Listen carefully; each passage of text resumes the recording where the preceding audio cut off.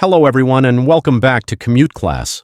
In our previous episode, we learned about spine leaf architecture and how modern data centers use a Layer 3 fabric to create scalable and predictable network paths.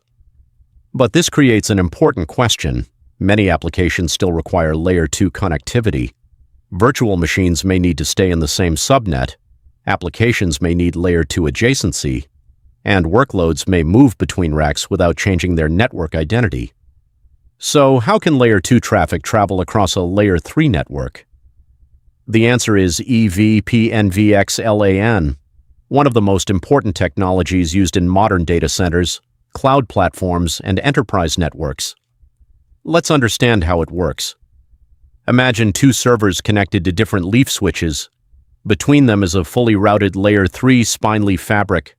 Routing provides excellent scalability, predictable forwarding, and fast convergence. However, traditional VLANs cannot easily extend across large routed networks. We need a smarter solution. Instead of stretching Layer 2 physically, we build a virtual Layer 2 network on top of the Layer 3 infrastructure. This virtual network is called the overlay. The physical routed network underneath is called the underlay. VXLAN creates this overlay. VXLAN stands for Virtual Extensible LAN. Think of VXLAN as a tunnel that carries Layer 2 Ethernet frames across a Layer 3 IP network. Unlike traditional VLANs, VXLAN uses a VXLAN network identifier, or VNI. A VLAN uses a 12-bit identifier supporting about 4,000 VLANs. A VNI uses 24 bits, allowing approximately 16 million separate virtual networks.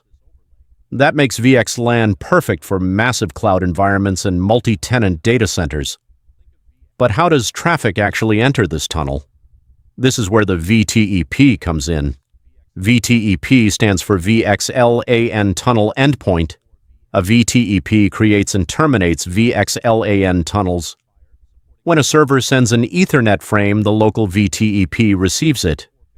The VTEP encapsulates the original frame by adding several new headers. First, the VXLAN header, then the UDP header.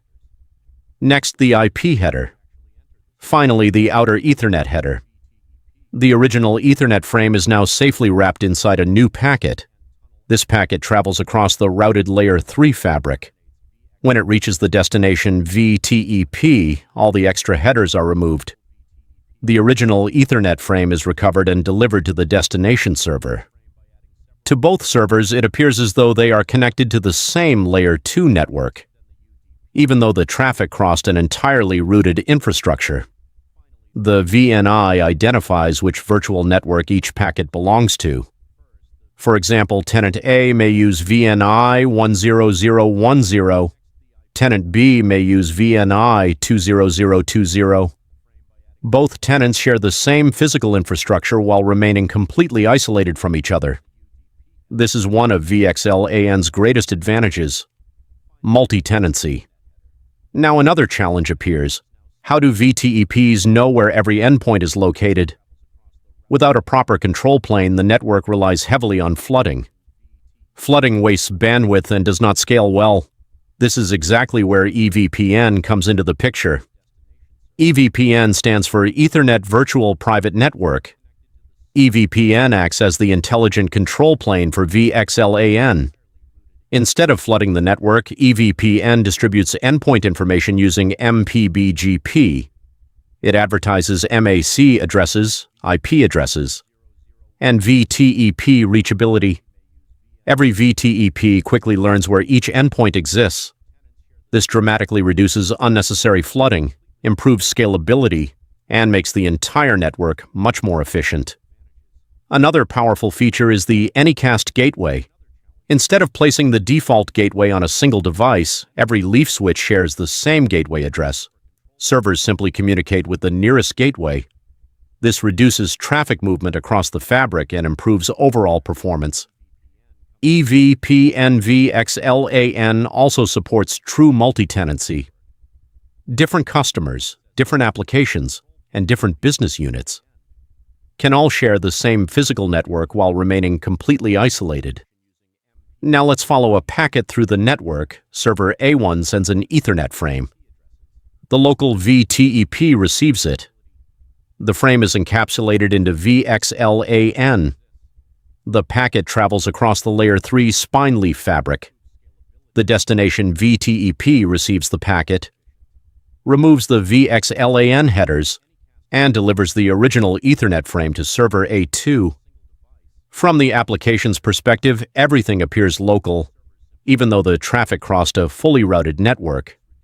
So let's quickly summarize. The underlay is the Layer 3 routed network. The overlay is VXLAN. VTEPs create and terminate VXLAN tunnels. VN is identify virtual network segments. EVPN provides the intelligent control plane. And BGP distributes endpoint information across the entire fabric. Together, EVPN and VXLAN deliver scalable, flexible, and highly efficient networking for modern cloud and enterprise data centers. Layer 2 over Layer 3, powered by EVPN-VXLAN. Thank you for watching Commute class. Congratulations on completing Season 3. I'll see you in the next season.